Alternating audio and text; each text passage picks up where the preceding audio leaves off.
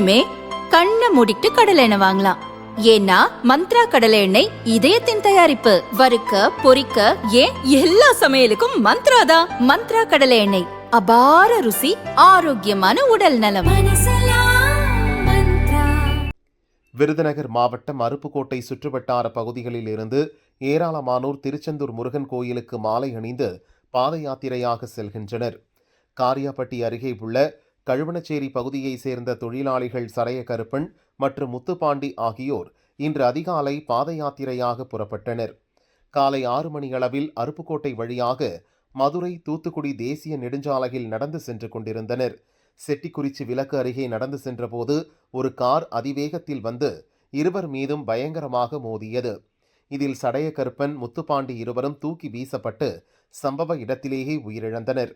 காரை ஓட்டி வந்த ராமநாதபுரத்தைச் சேர்ந்த இளம்பாரதி அதிர்ச்சியடைந்து காரை நிறுத்தினார்.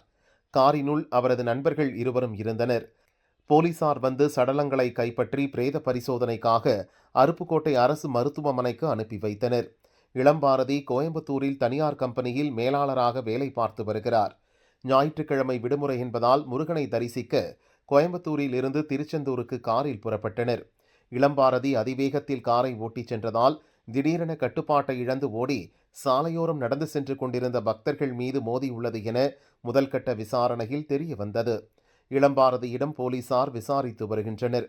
பாத யாத்திரையாக சென்ற பக்தர்கள் கார் மோதி இறந்ததை பார்த்து மற்ற பக்தர்கள் சோகத்தில் மூழ்கினர்.